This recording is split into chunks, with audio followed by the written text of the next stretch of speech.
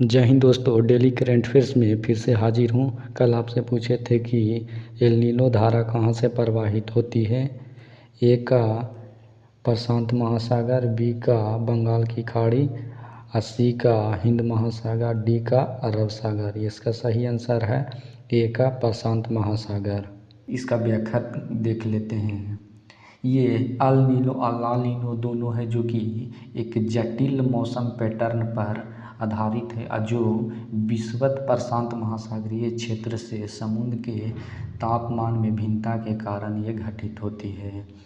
ये El Nino एक जलवायु पैटर्न जो कि उष्णकटिबंधीय प्रशांत महासागर में सतही जल के असमान रूप से तापमान की स्थिति को दर्शाता है। अल नीनो है जो कि तापमान को उष्ण को बढ़ाता है।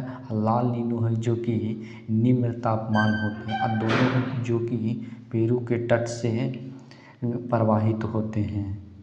आगे की बात कर लेते हैं तो यानी कि एल नीनो है जो कि उष्ण अवस्था में होते हैं और ये दोनों है जो कि पूर्वी उष्णकटिबंधीय प्रशांत महासागर क्षेत्र में असमान शीतलन को दर्शाते हैं और ये दोनों घटनाएं होते हैं जो कि उत्तरी गोलार्ध में सर्दियों के दौरान चरम स्थिति पर होते हैं। इसको सबसे पहले जो देखे थे एल नीनो को, जो पेरू के मछुआरों सबसे पहले 16वीं शताब्दी में देखे थे और इसको स्पेनिश में कहते हैं एल नीनो के छोटा लड़का। ये एल नीनो जाने जाते अनियमित एवं तीव्र जलवायु परिवर्तन के लिए ये जाने जाते हैं। ये मौसम वैज्ञानिकों का मानना है कि एल नीनो की घटनाएं दक्षिण दोलन के साथ होती है, यानी कि ये दक्षिण दोलन के साथ उत्पन्न होती है। आगे के बात कर लेते हैं। जब पूर्वी उष्णकटिबंधीय प्रशांत महासागरीय क्षेत्र में तटीय जल गर्म हो जाता है तो समुद्र के ऊपर वायु दाब कम हो जाते हैं। आगे देख लेते हैं एल नीनो के प्रभाव की निगरानी। वैज्ञानिक इसका आंकड़ा एकत्र करते हैं और आंकड़े के आधार पर ही मौसम विभाग को बताते हैं। प्लवन एक प्रकार का उपकरण है जिसके द्वारा वो प्लवन के द्वारा ही समुद्र की एवं वायु का तापमान एवं धाराओं तथा हवाओं को आर्द्रता को मापते हैं। इसके द्वारा आंकड़ा को जारी किए जाते हैं। एल नीनो का प्रभाव है जो कि इसका प्रभाव प्रशांत महासागर में एल नीनो रहित अवस्था से परिचित होना आवश्यक है। इसका जो कि उष्णकटिबंधीय प्रशांत महासागर और कर्क रेखा और मकर रेखा के मध्य स्थित प्रशांत महासागर क्षेत्र में चलती है और महासागर पर प्रभाव है। इसका प्रभाव तापमान में वृद्धि हो जाता है। हम तटीय मत्स्य पालन और ऑस्ट्रेलिया से दक्षिण अमेरिका तथा उससे आगे के स्थानीय मौसम को भी प्रभावित करता है। अब वर्षा में ये वृद्धि भी कर देता है जिससे दक्षिणी अमेरिका में बाढ़ की स्थिति उत्पन्न होते हैं और सूखे की स्थिति भी उत्पन्न जिससे कि बीमारी फैलते जैसे कि हैजा, डेंगू, मलेरिया आदि बीमारी फैलते हैं और सूखे की स्थिति से खाद्य पदार्थ की कमी हो जाते हैं। इसके सकारात्मक प्रभाव भी होते हैं, यानी कि इसका एल नीनो के कारण अंटार्कटिक महासागर में तूफान की घटनाएं ये कम हो जाते हैं, लेकिन दक्षिणी अमेरिका में होते हैं जो अधिक बारिश होते हैं और वही भारत, इंडोनेशिया, ऑस्ट्रेलिया में सूखे की स्थिति बन जाते हैं, खाद्य पदार्थ की कमी हो जाते हैं। इससे जलवायु परिवर्तन में योगदान के लिए भी ज़्यादा ये देते हैं। आगे की बात कर लेते हैं पश्चिमी प्रशांत क्षेत्र। इन पवनों के कारण पश्चिमी प्रशांत क्षेत्र की ओर है जहाँ यह एशिया एवं ऑस्ट्रेलिया से सीमाएं बनाता है। गर्म सतह जल का प्रवाह करता है। इंडोनेशिया का जो समुद्र तल है उसका भी तापमान बढ़ जाता है। इसके कारण इक्वाडोर, पेरू एवं चिली के तट पर की ओर ठंडे जल स्तर की प्रवाह बढ़ जाते हैं। आगे के बात कर लेते हैं लाल नीनो को स्पेनिश में कहते हैं छोटी लड़की और लाल नीनो अल्बिको इसको भी कहते हैं और एंटी एल नीनो या एक शीत घटना भी कहते हैं। ये भी इक्वेटर के पास से प्रवाहित होती है। इसका जो होता है कि निम्न तापमान का ये घोतक होता है। तापमान सामान्य की तुलना में ये कम होते हैं। अब पूर्वी विषुवतीय प्रशांत महासागर क्षेत्र में एक उच्च दाब की स्थिति में उत्पन्न होते हैं। लाल नीनो की स्थिति देख लेते हैं तो ये उष्णकटिबंधीय प्रशांत महासागर कर्क रेखा मकर रेखा के मध्य प्रशांत क्षेत्र में समान से ठंडा जल के लिए कारण होती है। ये कम वायुदाब के कारण होता है। कम वायुदाब के कारण ही अधिक वर्षा उत्पन्न करते हैं, जिससे अफ्रीका एवं उत्तरी ब्राज़ील में समान से अधिक बारिश होते हैं और भारत में भी इससे ज़्यादा बारिश होते हैं। लेकिन इसका अपोजिट है, जो कि उत्तरी अमेरिका लिटिल अमेरिका में बारिश कम होते हैं, वहाँ सुखाड़ की स्थिति करते हैं। और 2010 में देखा जाए तो उत्तरी ऑस्ट्रेलिया में ये विनाशकारी बाढ़ के लिए भी जाने जाते हैं। आगे के बात कर लेते हैं। ये मध्य एवं पूर्वी प्रशांत महासागर क्षेत्र में समान से उच्च वायुदाब भी की विशेषता है। इसके कारण बादल कम बनते हैं एवं वर्षा कम होती है, यानी कि उत्तरी अमेरिका और लिटिल अमेरिका में। उष्णकटिबंधीय दक्षिण अमेरिका के पश्चिमी तट एवं संयुक्त राज्य अमेरिका के खाड़ी तट एवं दक्षिणी अमेरिका के पम्पास वाला क्षेत्र समान से अधिक सूखे की स्थिति होते हैं। पम्पास है जो कि पेरू के पास है। इसका यूरोप में स्थिति देख लेते हैं। लाल नीनो यूरोप में अल नीनो शीतकालीन तूफान की कमी को दर्शाते हैं। इसके अनुसार देख लेते हैं तो उत्तरी अमेरिका में जो कि सबसे अधिक महसूस किए जाते हैं। भूमध्यरेखीय क्षेत्र में विशेष रूप से प्रशांत महासागर क्षेत्र में भी शक्तिशाली पवनें होते हैं। कैरेबियन और मध्य अंटार्कटिक क्षेत्र में तूफान के लिए भी अनुकूल स्थिति ये बना देते हैं। अब अमेरिका में कई राज्यों में बवंडर अधिक घटनाएं होती इससे। दक्षिण अमेरिका यानी कि पेरू और इक्वाडोर में लाल नीनो के कारण सूखे होते हैं। इसका समानता की बात कर लेते हैं तो दक्षिणी अमेरिका एवं पश्चिमी में मत्स्य उद्योग का इसका सकारात्मक प्रभाव होते हैं। पश्चिमी प्रशांत महासागरीय क्षेत्र इसके कारण भूस्खलन में लैंडस्लाइड में भी योगदान देते हैं, जैसे कि इसका यानी कि महाद्वीपीय एशिया एवं चीन और भारत में भी लैंडस्लाइड ज़्यादा बढ़ जाता है। यह ऑस्ट्रेलिया में बाढ़ की स्थिति भी बना देते हैं। आगे की बात कर लेते हैं भारत में पर अल नीनो और लाल नीनो के प्रभाव। अल नीनो से तो सुखाड़ स्थिति होते हैं, यानी कि भारत के दक्षिण पूर्वी एशिया में सुखाड़, और अल नीनो से अच्छे बारिश होते हैं, जिससे फसल के उत्पादन भी बढ़ते हैं। ये लाभदायक होते हैं। इसका समानता के बात कर लेते हैं। लाल नीनो के तो ये अर्थव्यवस्था के लिए लाभदायक होते हैं। अब इसके कारण भारत में समान से अधिक सर्दी भी होते हैं, यानी कि लाल नीनो की घटनाएं होती हैं तो साइबेरिया एवं दक्षिण चीन से आने वाली ठंडी हवाओं के कारण भारतीय उपमहाद्वीप को प्रभावित करते हैं, जो उष्णकटिबंधीय वायु के साथ मिलकर उत्तर दक्षिण निम्न दाब तंत्र का निर्माण करते हैं। आगे देख लेते हैं। उल्लेखनीय रूप से अल नीनो से संबंधित ठंडी धाराओं यानी कि हवाओं के उत्तर पश्चिम दक्षिण पूर्वी प्रकोष्ठ से उत्पन्न होते हैं। आज का फर्स्ट क्वेश्चन देख लेते हैं। क्वेश्चन नंबर 1, भारत में चीता परियोजना औपचारिक रूप से कब से शुरू की गई? ए का वर्ष 2019, बी का वर्ष 2022, सी का वर्ष 2010 और डी का वर्ष 2009। इसका सही आंसर है जो कि बी है, वर्ष 2022 में। इसका उद्घाटन किया गया था 17 सितंबर को नरेंद्र मोदी के द्वारा 2020 में। इसका व्याख्या देख लेते हैं। इसको सबसे पहले राष्ट्रीय कुन्नू उद्यान में लाया गया था, जो कि स्वयंपुर मध्य प्रदेश जिला में स्थित है। सबसे पहले नामिबिया से लाया गया था, 8 चीता लाया गया था। इसके बाद अफ्रीका से 12 चीता दूसरी बार में लाया गया था। इसका उद्देश्य है जो कि चीता की संख्या को बहाल करना। लेकिन चीता के बात कर लेते हैं तो 1952 में भारत सरकार ने विलुप्त इसे घोषित कर दिया था। चीता का समान नाम होता है, जो कि इस समान नाम है, समान नाम देख लेते हो तो एशियाई चीता है, लेकिन वैज्ञानिक नाम होते हैं जो कि एसिनोनिक्स जुवेटर होते हैं।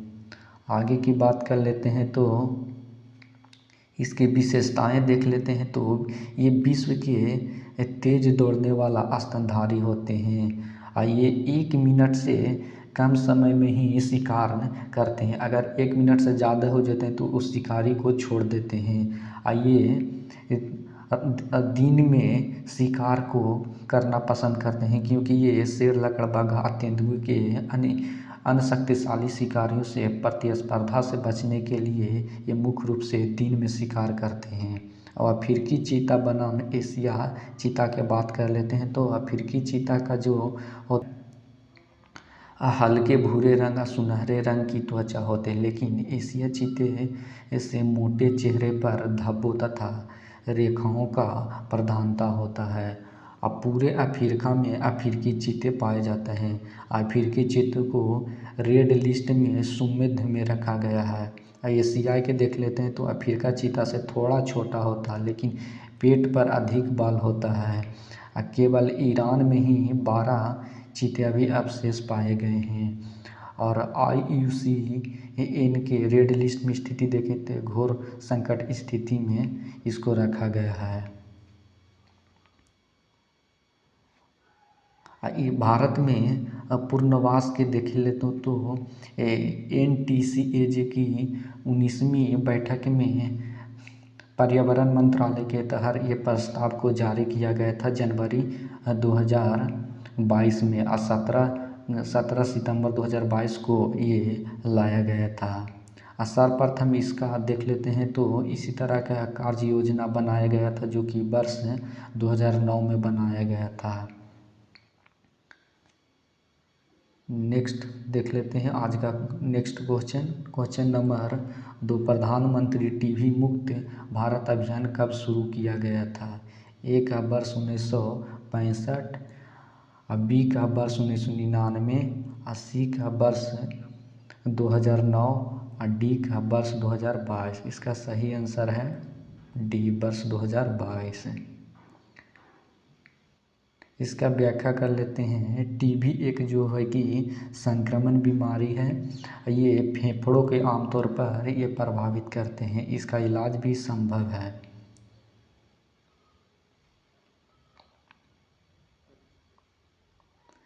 इस देख लेते हैं तो इससे ज़्यादातर ये इसके लक्षण होते हैं, ये छींकते हैं, ये खांसते हैं अथवा थूकते हैं। तो टीबी के कीटाणु वायु में संचरित होते हैं, जिससे कि मनुष्य में फैलने की, यानी कि ये वायु के माध्यम से संचारित होते हैं, जिससे ज़्यादातर ये फेफड़े को प्रभावित करते हैं। इसके लक्षण हैं जैसे कि खांसी के साथ बलगम आना, कभी कभी खांसी के साथ खून भी आते हैं, सिर दर्द भी होते हैं, सीने में भी दर्द होते हैं, कमजोरियाँ, वजन में कमी, भूख, बुखार तथा रात में पसीना भी आना होता है। इसका टीका है जो कि BCG है। ये इसका वर्ष 2025 तक उन्मूलन करना लक्ष्य रखा गया है। ये योजना स्वास्थ्य एवं परिवार कल्याण मंत्रालय के द्वारा चलाया जा रहा था। इसका उद्देश्य कि उपचार परिणामों को बेहतर बनाना है। इसका NGO के द्वारा भी इसका मदद किया जा रहा है। क्वेश्चन नंबर 3, राष्ट्रीय आपदा प्रबंधन प्राधिकरण का औपचारिक रूप से गठन कब किया गया था? ए का वर्ष 2001, बी का वर्ष 1999, सी का वर्ष 2010 और डी का वर्ष 2006। इसका सही आंसर है डी, वर्ष 2006। ये NDMA का गठन 27 सितंबर 2006 के आपदा प्रबंधन अधिनियम 2005 के द्वारा किया गया था। ये सर्वोच्च वैधानिक निकाय है। आज का नेक्स्ट क्वेश्चन देख लेते हैं। नेक्स्ट क्वेश्चन 4, भारतीय उद्योग परिसंघ की स्थापना कब हुआ था? ए का वर्ष 1973, बी का वर्ष 1993, सी का 1895 और डी का वर्ष 1893। इसका सही आंसर चुनना है।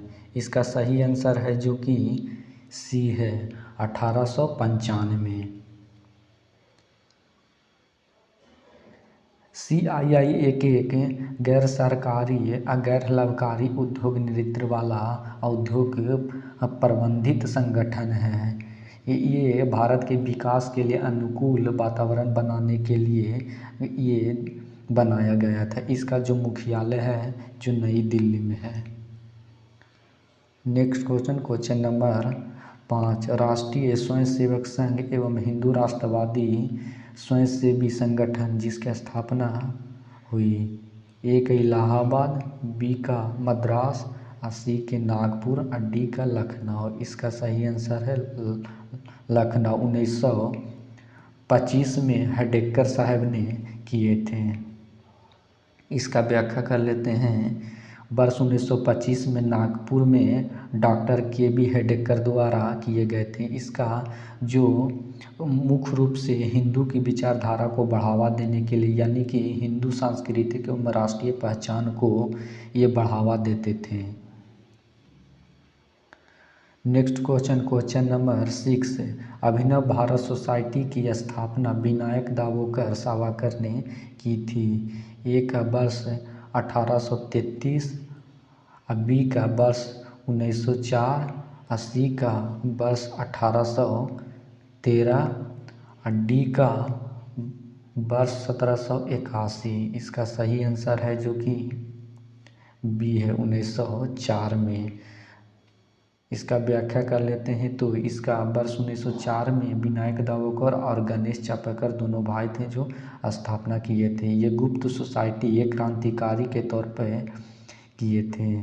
इसका सबसे पहले नाम था जो कि मित्र मेला के रूप में नासिक में स्थापित किया गया था। अब विभिन्न हिस्सों में भी इसका शाखाएं थे, लंदन में भी थे। ये क्रांतिकारी और राजनीतिक कार्यकर्ताओं से जुड़े हुए थे। नेक्स्ट क्वेश्चन देख लेते हैं। क्वेश्चन नंबर 7, भारतीय अंतरिक्ष अनुसंधान संगठन की स्थापना कब हुई थी? ए का वर्ष 1983, बी का वर्ष 1959, सी का वर्ष 1885 और डी का वर्ष 1905। इसका सही आंसर देना है। इसका सही आंसर है जो कि ए वर्ष 1983। 1885 के बात कर लेते तो कांग्रेस का गठन हुआ था। अब वर्ष 1905 के देख लेते हैं तो कर्जन के द्वारा बंगाल विभाजन किया गया था। इसरो की स्थापना हुआ था 1983। नेक्स्ट क्वेश्चन नंबर 8, विश्व मौसम विज्ञान संगठन यानी कि WMO की स्थापना कब हुई थी? ए का वर्ष 1971, बी का वर्ष 1990, सी का वर्ष 1950 और डी का वर्ष 1939। इसका सही आंसर है सी, वर्ष 1950। 71 में देख लिए तो आपातकालीन हुआ था इंदिरा गांधी के समय, और 90 के दशक देख ले तो नरसिम्हा राव के समय आर्थिक सुधार के लिए जाने जाते हैं। आज की व्याख्या देख लेते हैं। इसका स्थापना वर्ष 1950 में इसका मुख्यालय है जो कि विश्व मौसम विज्ञान का जिनेवा में यानी कि स्विट्जरलैंड में है।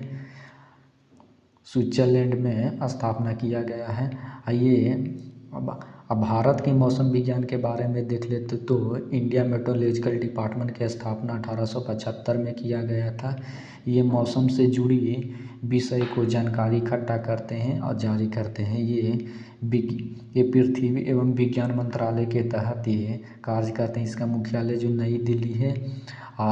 इंडिया मेट्रोलॉजिकल डिपार्टमेंट 6 क्षेत्रीय विशिष्ट मौसम विज्ञान केंद्रों में से भी एक है।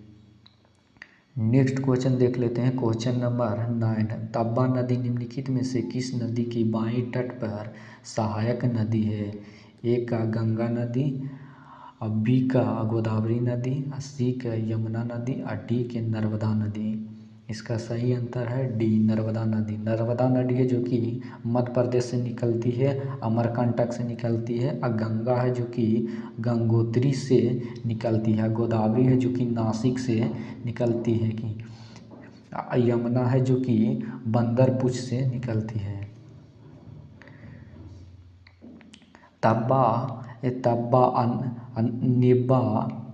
देनवा नदी, तब्बा और देनवा नदी है जो कि दोनों का संगम होता है, जो कि इटारसी शहर के पास होता है। लेकिन ये इसे सिंचाई भी में उपयोग किए जाता है। बिजली और जलीय कृषि के लिए भी इस पानी को उपयोग किया जाता है। सतपुड़ा राष्ट्रीय उद्यान यहीं पर है।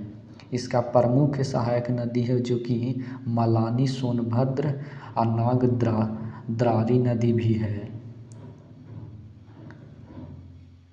नेक्स्ट क्वेश्चन और अंतिम क्वेश्चन देख लेते हैं। क्वेश्चन नंबर 10, भारत में उच्च न्यायालय की स्थापना निम्नलिखित में से किस वर्ष की गई थी? ए का वर्ष 1916, बी का वर्ष 1907, सी का 1862 और डी का वर्ष 1857। इसका सही आंसर है जो कि सी है, 1862 है। 1907 के देख लेते हैं तो सूरत अधिवेशन हुआ था। इसमें कांग्रेस के विभाजन हुआ था 2 धड़ में, गर्म दल और नरम दल में। और 1857 के देख लेते हैं तो कांग्रेस का स्थापना हुआ था। 1916 के देख लेते हैं तो लखनऊ अधिवेशन हुआ था। इसी में चंपारण आंदोलन से जुड़ी लेकर गए थे। ये अंतिम क्वेश्चन था। और आज का अभ्यास प्रश्न देख लेते हैं। क्वेश्चन आज का अभ्यास प्रश्न है कि एक उच्च न्यायालय में न्यायाधीश की संख्या किसके द्वारा तय की जाती है? ए का सर्वोच्च न्यायालय, बी का भारत के उपराष्ट्रपति और सी का संसद और डी का राज्य के राज्यपाल। इसका सही जवाब हमें कमेंट बॉक्स में देना है। जय हिंद दोस्तों, अब मिलेंगे नेक्स्ट टॉपिक पर।